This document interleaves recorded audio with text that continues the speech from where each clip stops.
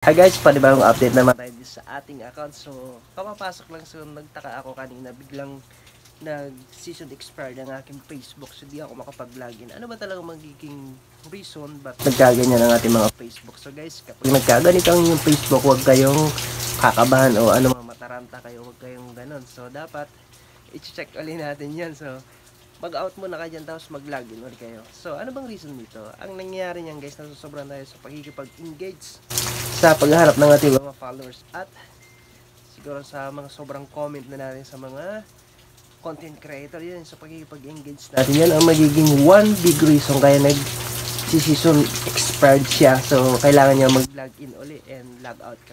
Kasi automatic nagla-log out yan. So, magla-login ka uli niyan guys.